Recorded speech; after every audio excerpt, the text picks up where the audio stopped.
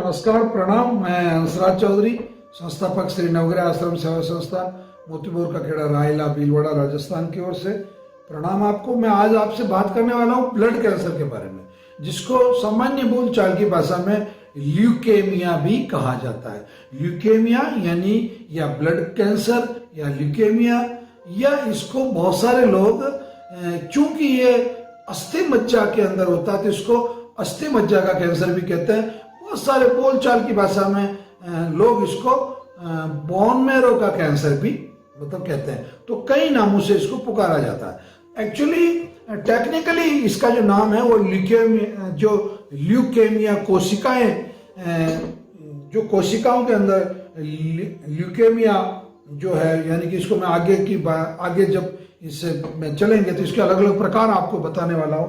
तो ये आपके बोन मैरो के अंदर एक इसकी कैंसर की शुरुआत होती है, और जहां से आपका WBC बनती है, RBC बनती है, प्लेटलेट्स बनती है, और आपका जिसको आप खून सामान्य भाषा में जो ब्लड आप जिसको कहते हैं, तो ब्लड का जो फिर गुणवत्तापूर्ण जो निर्माण का जो काम है, आप यूं समझिए कि फैक्ट्री के अंदर ही जब मिस्टेक आने लग जाए तो फिर प्रोडक्शन कहाँ से आएगा। तो खासतौर से बोन मैरो में इसका शुरुआत होती है, और बोन मैरो का सिस्टम ही इससे गड़बड़ हो जाता है।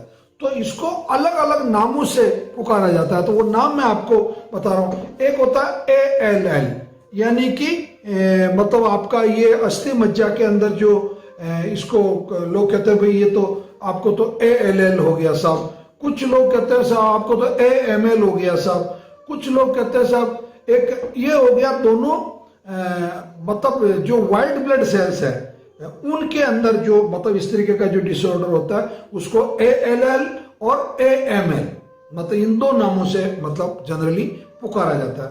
अब जो पुरानी लिम्फोसाइट्स होती है, यानी कि जो कैंसर से प्रभावित जो पुरानी जो कोशिकाएं होती है, तो वो जब लंबे समय तक आपकी बॉडी के अंदर जब ये होने लग जाता तो फिर क्रॉनिक लिम्फोसाइटिक ल्यूकेमिया, तो उसको फिर CLL के नाम से पुकारा जाता है।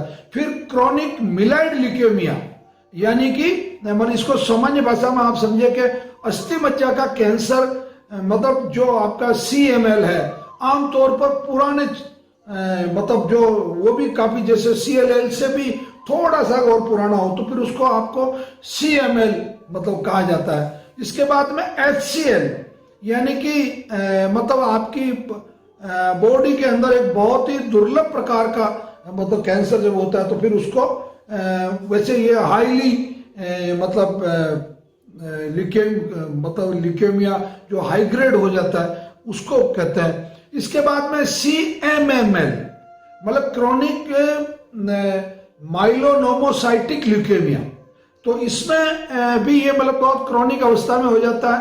और WHO इस कैंसर को कहता है कि हर साल दुनिया में करीब पूरी दुनिया में 1 लाख से ज्यादा लोग केवल इस कैंसर से, ये CMML से प्रभावित होते हैं। एक होता है जुवेनाइल माइलोसाइटिस ल्यूकेमिया, यानी कि एक सामान्य प्रकार का ये कैंसर है बहुत, और खास तौर से जो WHO जो ये कहता है कि ये JMML जो कैंसर है ये लोगों में बहुत तेजी से बढ़ रहा है।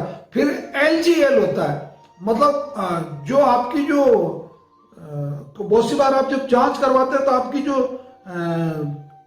बड़े दानेदार लिम्फोसाइट्स, आपके बड़े बड़े लिम्फोसाइट्स, कैंसर लिम्फोसाइट का कैंसर कोशिका है, तो वो बन जाती है और वो बड़ा आपको परेशान करती है। तो उसको LGL, यानी कि इसको लिम्फोसाइटिक ल्यूकेमिया, ग्रेन्यूल्स जैसे दानेदार का होता है, यानी कि लिम्फोसाइट्स ग्रेन्यूल ल्यूकेमिया, इसको अगर अपन तकनीकी भाषा में कहेंगे इसमें ग्रेन्यूल्स बन जाते हैं, दाने बन जाते हैं आपके रक्त में। एक होता है BPDCL, यानी कि ब्लास्टिक प्लाज्मेड सीसाइटिड ट्रेंडेटिक सेल लियोप्लाज्म, ये आपके प्लाज्मा में होता है, जो खासतौर से जो लोग कहते हैं कि इसको तो मतलब प्लेटलेट्स जो हैं इसकी वो भी डाउन हो गई, ये डाउन हो गया, सीबीसी डाउन हो गई, ये सब चीजें जब उसका हीमोग्लोबिन डाउन हो गया तो ऐसी स्थिति में रेयर केसेज में ये बीपीडीसीएन जो कैंसर है वो मतलब हो जाता है। एक होता है बीपीडी, ये एक होता है बीपीएलएल, यानी कि बी सेल जो आपकी बॉडी के अंदर बी सेल और टी सेल होती है। जैसा कि मैं जो मेरे चैनल को नियमित देखते हैं उनको ये तकनीकी भाषा आती है बहुत अच्छे से। अगर आप भी अगर इस तरीके की टेक्निकल लैंग्वेज में मतलब कैंसर की जानकारियों में आपको महारत हासिल होनी चाहिए, क्योंकि ज्ञान किसी के बाप की बपोती नहीं है। तो एक तो बीपीएलएल और एक टीपीएलएल, यानी कि जो टी सेल्स होती है उसमें मतलब टी सेल प्रोलिम्फोसाइटिक ल्यूकेमिया जो होता है वो टी सेल्स में होता है, और जो बी सेल प्रोलिम्फोसाइटिक ल्यूकेमिया जो होता है यानी कि वो बीपीएलएल मतलब जो आपकी बी सेल्स होती है उनके अंदर होता है, जो आपकी रोग प्रतिरोधक क्षमता का जो काम करती है। आपके सैनिक ही बीमार हो जाए तो फिर देश की रक्षा आप कैसे कर सकते हैं। तो ये बीपीएलएल और टीपीएलएल इस प्रकार के भी मतलब ब्लड कैंसर जो होते हैं। तो मैं अगले वीडियो में आपको इसके कारण और इसका क्या इलाज है वो बताने वाला हूं। तो ये बहुत महत्वपूर्ण जानकारी जो कितने प्रकार के ये जो ब्लड कैंसर होते हैं, तो इसके लिए आपको पूरी सावधानी रखना बहुत जरूरी है। और एक लिम्फोमा के खिलाफ हॉजकिन लिम्फोमा और नॉन हॉजकिन लिम्फोमा भी आगे जाके मतलब इसी चीज से बनते हैं। तो आपको इस ब्लड कैंसर पे विशेष तौर से ध्यान देने की आवश्यकता है। अगर आपको इस प्रकार का किसी भी व्यक्ति को समस्या है तो वो नवग्रह आश्रम पर शनिवार और रविवार को 7:30 बजे तक आपको पहुंच जाना होता है। 8 बजे कैंसर की क्लास होती है और 11 बजे तक आपको मेडिसिन देके निवृत्त कर दिया जाता है। तो मैं पुनः आप लोगों से अनुरोध करता हूं कि आप मेरा चैनल सब्सक्राइब करें, अधिक से अधिक लोगों को शेयर करें। धन्यवाद, प्रणाम, जय धन्वंतरी। मित्रों नमस्कार, प्रणाम। मैं वैद्य हंसराज चौधरी, संस्थापक श्री नवग्रह आश्रम सेवा संस्थान, मोतीपुर का खेड़ा, रायला, भीलवाड़ा, राजस्थान की ओर से आप सभी लोगों को प्रणाम करता हूं। मित्रों, कैंसर में जो धैर्य शब्द है, धैर्य का कितना महत्व है, मतलब क्या धैर्य भी एक औषधि है या धैर्य से बीमारी बढ़ती है या कम होती है, इस पे मैं आपसे बात कर रहा हूं। एक्चुअली जो धैर्य शब्द है वो धीरज का एक पर्याय है। मतलब आप में कितना धीरज है, कितना धैर्य है, आप में प्रगाढ़ता कितनी है, आप कितना पैसेंस है, आप में कितना आप सीरियसली किसी चीज को लेते हैं। और धैर्य के साथ में धैर्य के 3 रूप होते हैं। पहला, धैर्यवान व्यक्ति वो होता है जो ताकतवर होता है। घबराया हुआ व्यक्ति घबरा के सो जाए या मैदान छोड़ दे उसको धैर्यवान नहीं कहते, उसको हारा हुआ कहते हैं। तो पहला तो व्यक्ति में किसी भी युद्ध से लड़ने के लिए, और कैंसर के खिलाफ तो युद्ध ही है। कैंसर अगर किसी व्यक्ति को है और अगर उसका इलाज चल रहा है तो मैं मेरे शब्दों में ये कहूंगा कि वो कैंसर से युद्ध लड़, क्योंकि जितने मिथक कैंसर के बारे में है उतना और किसी बीमारी के बारे में इतने मिथक नहीं है। इतनी अफवाहें कैंसर के बारे में है, इससे रोगी बचता नहीं है, रोगी मर जाता है, रोगी बर्बाद हो जाता है, रोगी के मतलब वंशानुगत तरीके से ये बीमारी फैलती है, कैंसर में भी कोई ठीक होता है क्या, इत्यादि इत्यादि कई चीजें मतलब कैंसर के बारे में ये मिथक मतलब बने हुए। तो एक तो इन मिथक के खिलाफ धैर्य रखते हुए औषधि लेना। दूसरा, परहेज में भी बहुत धैर्य की आवश्यकता होती है। मतलब मन तो करता है, परिवार वाले दूसरे लोग गेहूं की रोटी खा रहे हैं, उसकी इच्छा होती मैं भी गेहूं खाऊं, क्यों पौतान खाऊं मैं। जबकि सच्चाई ये कि पौतान ज्यादा पौष्टिक है, ज्यादा बेनिफिशियल है, ज्यादा उसमें मेडिसिनल कंटेंट्स है, उसमें ज्यादा एंटी कैंसर प्रॉपर्टीज है। तो ये तो एक बिल्कुल एक वैज्ञानिक सत्य है। परंतु वो परिवार में दूसरी जो परहेज वाली जो चीजें बन रही है उन चीजों को छोड़ के, जैसे इसके लिए कैंसर पेशेंट के लिए दाल मूंग की अलाउ है। अब जैसे आपके घर में मान लो चने की दाल बनी है या उड़द की दाल बनी है, तो आप में धैर्य है, आप धैर्यवान हैं और आप वो दाल नहीं खा रहे हैं, आप मूंग की दाल खा रहे हैं और बड़े प्रसन्नता के साथ खा रहे हैं। मतलब आप उसको स्वीकार करके खा रहे हैं कि नहीं यार मैं मूंग खा रहा हूं, मूंग ज्यादा अच्छा है, मूंग मेरे लिए ज्यादा ठीक है, ज्यादा पौष्टिक है, मूंग के अंदर ज्यादा एंटी कैंसर प्रॉपर्टी है। तो ये बहुत महत्वपूर्ण बात है। और तीसरी एक जो अच्छी चीज है वो ये होता है कि मैं ठीक हो जाऊंगा, ये धैर्य उसने बना के रखा है। ये धैर्य बना के रखना एक बहुत महत्वपूर्ण बात है।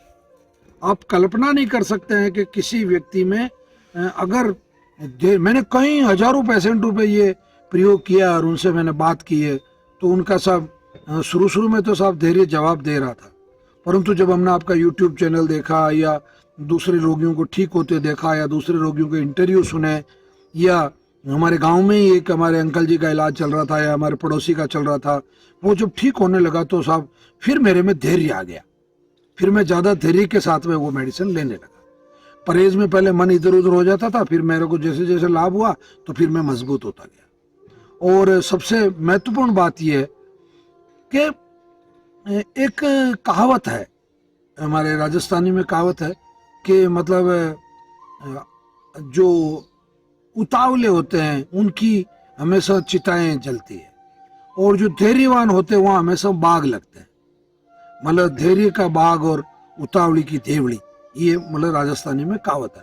तो धैर्य, और एक बहुत पुरानी कहावत भी है धैर्य को प्रतिपादित करती हुई है, इससे बेहतरीन कोई उदाहरण नहीं हो सकता कि धीरे धीरे रे मना, धीरे सब कुछ होई, माली सींचे सो गड़ा, रीतु आए फल हो। तो आप धीरे धीरे धैर्य के साथ में मतलब कदम दर कदम आगे बढ़ते जाते हैं, इतिहास पीछे छूटता जाता है।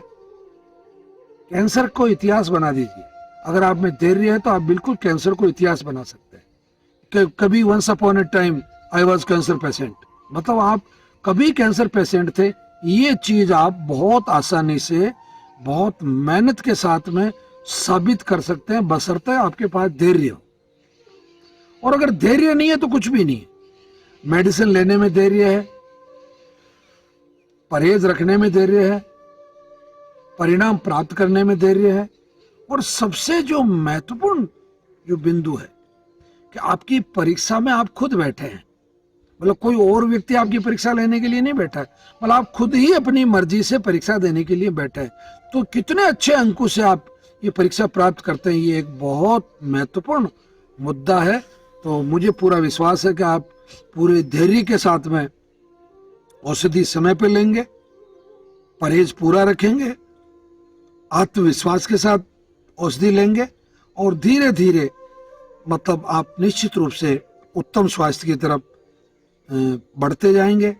कैंसर तो हारने को तैयार बैठा है, बस आप में थोड़ा धैर्य चाहिए, थोड़ी दृढ़ता चाहिए, थोड़ा विश्वास चाहिए, थोड़ी प्रखरता चाहिए, तो निश्चित रूप से कैंसर तो हारा ही पड़ा है। जैसे आपने बोला कि पेस्टिसाइड वगैरह से फैलता है, हाँ, तो फिर हम ऐसे ऑर्गेनिक कैसे फ्रूट वगैरह वेजिटेबल्स कैसे? देखो इसके, हाँ बहुत अच्छा प्रश्न बेटेगा।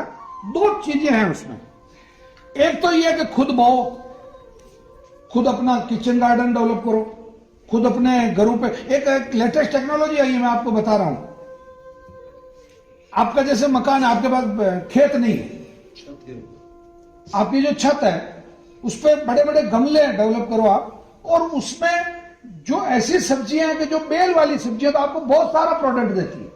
जैसे आपने करेला लगा लिया, आजकल इतने इतने लंबे करेले मतलब लग जाते हैं, और एक करेले की बेल एक सीजन में, सीजन का मतलब हो गया 3 महीने, 3 महीने में करीब करीब आपको 20 किलो करेला दे देती है 3 महीने। तो हो गया, लौकी बो दी आपने, खीरा बो दिया आपने, तरोई बो दी। मतलब एक तरीका तो ये कि आप खुद अपना प्रोडक्ट ले। दूसरा तरीका ये है कि जो आप सब्जी बाजार से लेके आ रहे हैं, उस सब्जी को लाते ही 10-12 लीटर गर्म पानी में डाल दो, पूरा हॉट वाटर है उसमें डाल दो, और 10 मिनट के लिए उसमें छोड़ दो। तो एक ऑस्मोसिस क्रिया होती है, विज्ञान की एक क्रिया होती है ऑस्मोसिस, यानी कि सघन से तरल की तरफ, कंसंट्रेट से डाइल्यूट की तरफ मतलब पदार्थ जाते हैं, ठीक है। तो उसके सरफेस पे जितना जहर है उसका 80% तो निकल ही जाएगा। फिर जब आप सब्जी बनाते हैं, फिर उसको बाहर निकाल के धो के रख लो अपने फ्रिज में। फिर जब आप सब्जी बना रहे हैं, उस समय भी उबलता हुआ जो पानी है, 1 लीटर बिल्कुल उबला हुआ फुल हॉट 100 डिग्री वाला जो पानी है उसमें कटी हुई सब्जी को डाल दो, वो भी उसमें आपका उस सब्जी का एक तरह से आपने डायलिसिस कर लिया एक तरीके से। उसके अंदर जितने भी आपका मैक्सिमम जो एक्सेस सोडियम है, कैल्शियम है, मैग्नीशियम है, फास्फोरस है, पोटास है या पेस्टिसाइड्स है, डीडीटी है, उसके अंदर जो जो मतलब आपके केमिकल है, एंडोसल्फान है या जो कुछ भी है, तो वो भी थोड़ा पानी में आ जाएगा। और अगर आप ध्यान से देखोगे तो आपको फिर उसके बाद में आप कभी भी बिना पानी में डाले नहीं खाओगे। आप ला के देखना, उसमें आपको ऊपर तरूरे दिखेंगे, मतलब यूं तेल की जो तरवरे जो दिखाई देते उसके जो सिम्टम है वो आपको दिखाई देंगे बिल्कुल, क्योंकि वो एक्सिस है, वो टॉक्सिक्स है, तो वो इस तरीके से आप उसको निकाल सकते हैं। एक तीसरा फिर ये है कि आप सबसे ज्यादा, मैं क्योंकि किसान हूं इसलिए बता रहा हूं, सबसे ज्यादा अगर दवाई किसी पे छिड़की जाती है तो वो या तो फूल गोभी पे या ये भिंडी पे, मतलब ये जो कुछ सब्जियां जो ज्यादा ही मीठी है एक्स्ट्रा, तो उन पे बहुत ज्यादा स्प्रे किया जाता है, तो उनको थोड़ा अवॉइड करें, मतलब जिन पे ज्यादा पेस्टिसाइड छिड़का जा रहा है उन पे, यही तरीका है। एक चौथा में कि ज्यादा पेस्टिसाइड ऑफ सीजन वेजिटेबल्स में था, ऑफ सीजन वेजिटेबल्स नहीं खा। आप डॉक्टर साहब एग्रीकल्चर के बहुत बड़े साइंटिस्ट हैं और आपने हमारे भीलवाड़ा में भी आप 10-12 साल तक साइंटिस्ट रहे और फिर बाद में उदयपुर जो यूनिवर्सिटी है हमारी जो एग्रीकल्चर की, उसमें आप रिसर्चर हैं, साइंटिस्ट हैं, तो आपने ये बहुत अच्छी बात बताई कि आपके ये जो नखरा है ना ऑक्सीजन को, मैं मेरे शब्दों में थोड़ा क्लियर कर रहा हूं, हमने तो आज भिंडी की सब्जी खाई भाई, तो वो ऑक्सीजन है, मतलब सब्जी का जो सीजन नहीं है, जिस सीजन, और मेरा तो एक सिद्धांत है, मेरी जो किताब है आयुष्मान भाई उसमें मैंने बहुत क्लियरली लिखा है और आप लोगों को भी आज एक सिद्धांत दे रहा हूं, अगर जिंदगी में लंबा जीना है और आनंद से जीना है तो एक सिद्धांत पकड़ लो, रीजनल, सीजनल और ओरिजिनल। रीजनल का मतलब आप जिस रीजन में पैदा हुए, उदाहरण के लिए हिमाचल के व्यक्ति को सेब एप्पल बहुत फायदा करेगी, कश्मीर के आदमी को एप्पल बहुत फायदा करेगी, लास्ट फायदा करेगी दिल्ली तक, ठीक। अगर बंबई का आदमी एप्पल खरीद के खा रहा है या हैदराबाद का आदमी एप्पल खरीद के खा रहा है तो उससे बड़ा मूर्ख मैंने इस दुनिया में नहीं देखा। उसको क्या खाना, अंगूर खाना, उसको क्या खाना, अनार खाना। राजस्थान का आदमी अगर बेर खा रहा है तो समझदार है, और अगर वो एप्पल खा रहा है तो मूर्ख है। ये हो गया रीजनल, ठीक। सीजनल, जिस सीजन में, जो डॉक्टर साहब ने अभी बताया, जिस सीजन में जो चीज पैदा होती है वो उस सीजन में खाई जाएगी। जैसे बहुत सारे लोग नहीं खा रहे आजकल अमेरिकन भुट्टे, मतलब वो ऑफ सीजन वाली चीज है, तो वो आपको नुकसान करनी ही करनी, ठीक है। और ओरिजिनल का मतलब होता है देसी, लोकल, मतलब जैसे करेला है छोटा, जैसे लौकी है छोटी जिसमें छोटे छोटे रोए हैं, मतलब खुरदरापन हो, वो तो है तो वो बिल्कुल, तो उन चीजों को भी आप उस तरीके से, मतलब जैसे मक्की है, मक्का आपकी जितनी छोटी होगी दाना, अब शंकर मक्का का कितना बड़ा दाना होता है, कबूतर भी नहीं खा सकता उसको। एक बार कोई आदमी आ गया सब यहाँ, वो हमारे यहाँ जो कैंसर पेशेंट ठीक होता है ना, उससे हम बहुत बड़ी फीस लेते हैं, आप लोग भी सुन लेना फीस के बारे में। उससे 5 किलो अनाज मंगवाते हैं उसके घर से, कितना, 5 किलो, है ना, और वो घर से लेके आता। क्यों, इसके पीछे लॉजिक क्या है? हालांकि आजकल तो कुछ लोग गलती करने लग गए थे, फिर हम उनको कहते भाई तुम यहीं से डाल दो, तुम्हारे घर जाके डाल देना, हम उसे पैसा नहीं लेते, उसको एक जोड़ा जुर्माना करते हैं कि भाई तुम यहाँ 5 किलो डाल रहे हो तो घर जाके 10 किलो डाल देना। ओके, तो एक कोई आदमी था, यही का था अपने बांसवाड़ा का, तो उसके शंकर मक्की अपने ये गंगा 2 और गंगा 5 ये होती है माई वगैरह ये सब, तो वो वहां से वो मक्की लिया है था 5 किलो हाइब्रिड, वो 1 महीने तक पड़ी रही, कबूतर खाई नहीं, कबूतर का मुंह में नहीं जा, वो इतना बड़ा दाना वो पड़ी रही। बाद में उसको मैंने इकट्ठी करवा के गायों को डाला। तो ओरिजिनल का मतलब छोटा दाना। हड्डी के बाद बहुत नंबर बनता ना, हाँ, तो जैसे हड्डी होता है 2 साल लगते हैं, हाँ, ब्लड के अंदर में जैसे 5 महीने बता रहे हैं, हाँ, तो फिर ब्लड को स्टोर किया क्यों होता है? वो तो आप जो भ्रूण में थे, ये बहुत अच्छा सवाल है यार, मजा आ गया, बैठो। एक्चुअली आपका जो आपका एक शुक्र और एक अंडा, शुक्राणु और अंडा, वो मां के पेट में मतलब उसमें जाके बन गया, आपका वो भ्रूण बन गया और मां के पेट में ही आपकी हड्डी बन चुकी है। बहुत सिंपल, बहुत शानदार सवाल है और जिसका बहुत सिंपल जवाब है कि आपकी फैक्ट्री पहले से ही चालू हो चुकी है। मतलब अब आपको नए सिरे से वो बोन मेरो नहीं बन रहा हुआ, वो बोन मेरो तो फिक्स हो गया हुआ, वो तो केवल फैक्ट्री प्रोडक्ट है। मतलब आपका जो खून बन रहा है वो बन वहां रहा है, परंतु उसकी उम्र से उसका कोई लेना देना नहीं आया समझ में। इसको और सिंपल तरीके से समझाऊं, आपकी रसोई में फुल्का बनाने में कितना समय लगता है? मान लो 5 मिनट, परंतु गेहूं पैदा होने में कितना समय लगता है? तो आप कहोगे साहब 4 महीने में गेहूं पैदा होगा, फिर मैं गेहूं की रोटी बना के खाऊंगा, वो वाला आप सोच रहे हैं। Bone marrow actually process started है उसका, मतलब खून वहां बन रहा है, परंतु वो बन पहले रहा, ये है उसका। आज मैं बताने वाला हूं, ये जो तरबूज है ये सभी का देखा हुआ होगा, इसको काटने पर अंदर से ये लाल निकलता है, बहुत मीठा होता है, स्वादिष्ट होता है, परंतु आपने कभी कल्पना की कि इसके औषधि उपयोग क्या हो सकते हैं? बिल्कुल साहब, सबसे पहला जो औषधि उपयोग बता रहा हूं आपको, जान के आश्चर्य होगा कि इसके अंदर लाइकोपिन पाया जाता है। और लाइकोपिन जो हार्ट संबंधी जितनी समस्याएं हैं या रक्त विकार संबंधी जितनी समस्याएं हैं या कोलेस्ट्रॉल संबंधी जितनी समस्याएं, उन सबको लाइकोपिन मतलब कंट्रोल करता है। अब आपको मैं इसकी जो रेमेडीज है ये बताने वाला हूं। इम्यूनिटी अगर किसी भी आदमी की कमजोर है, मतलब बार बार उसको जुकाम हो जाता है, बार बार सर्दी लग जाती है, बार बार बुखार आ जाता है, बार बार सिर दर्द होने लग जाता है, बार बार कभी भी लूज मोशन हो जाता है, इस तरीके की समस्याएं, मतलब अचानक आप शाम को आराम से सो रहे हैं, सुबह आप बीमार उठ रहे हैं, आप सुबह आराम से उठ रहे हैं, शाम को बीमार होकर सो रहे हैं, मतलब इस तरीके की अचानक बीमार होने की जो समस्याएं हैं, उस आदमी के लिए तरबूज का जो सेवन है वो भरपूर मात्रा में करना चाहिए। इसके पीछे कारण है क्योंकि तरबूज के अंदर विटामिन सी बहुत पर्याप्त मात्रा में पाया जाता है। तो ये विटामिन सी जो है वो आपके मतलब जो इम्यूनिटी सिस्टम है, आपका जो रोग प्रतिरोधक क्षमता है उसको मतलब पुष्ट करता है, वेट लॉस करता है। अगर किसी आदमी को बहुत तेजी से अपना वजन कम करना है तो वास्तव में, क्योंकि ये सीजनल फल है एक तरह से, और बल्कि मैं तो ये कहता हूं कि इससे कुछ लोग सब्जी मानते हैं और कुछ लोग इसको फल मानते हैं, परंतु सही पूछो तो ये फल है, क्योंकि इसकी सब्जी नहीं बनाई जाती है, कच्चे में भी, कच्चा भी इसकी सब्जी बनाते हुए मैंने कहीं नहीं देखा, तो मैं इसको फल की श्रेणी में गिनता हूं। वेट लॉस होता, खूब इसको जम के खाना चाहिए।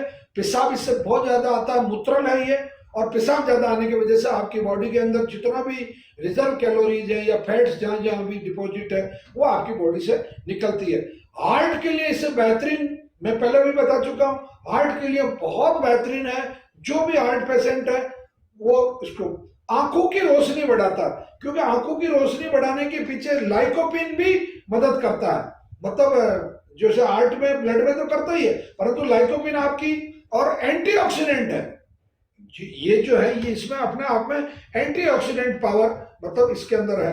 दांत मजबूत होते हैं, बिल्कुल तरबूज के खाने से दांत मजबूत होते हैं, और कद्दू के खाने से भी दांत मजबूत होते हैं, लौकी खाने से भी दांत मजबूत होते हैं। क्यों होते हैं? क्योंकि इसके अंदर कैल्शियम भी पाया जाता है, इसके अंदर फास्फोरस भी पाया जाता है, और विशेष तौर से हमारे जो आयुर्वेद के जो ग्रंथ है वो ये कहते हैं कि ये बेल वाली जितनी भी फल है या सब्जियां हैं वो सभी आपके दांत, क्योंकि जमीन से इनकी जो जड़ है वो बहुत गहरे तक जाती है। हमेशा जो बेल वाली जितनी भी लौकी है, तरोई है, तरबूज है, खरबूज है, खीरा ककड़ी है, या ये जितनी भी, ये बहुत गहरे तक इनकी रूट्स जाती है, और वो रूट्स बहुत नीचे से कैल्शियम और फास्फोरस और पोटेशियम को जमीन से बाहर निकालती है, और वो आपको मतलब अच्छी फॉर्म में मिलता है, तो आपके दांत इससे मजबूत होते हैं। और तरबूज का एक विशेष जो महत्व है वो ये कि अगर आपको किसी भी प्रकार से अचानक अगर डिहाइड्रेशन हो जाता है, आपके शरीर में अगर पानी की कमी हो जाती है,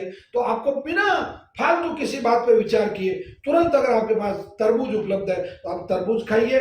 इससे आपके शरीर में 2 फायदे होंगे। आपने ORS का नाम सुना होगा, ये कुदरत का दिया हुआ ORS है, यानी कि आपके शरीर में नमक की मात्रा पूरी करेगा, शक्कर की मात्रा पूरी करेगा, मिनरल्स की मात्रा पूरी करेगा, कार्बोहाइड्रेट्स की मात्रा पूरी करेगा, और सबसे बड़ी बात पानी की मात्रा पूरी करेगा।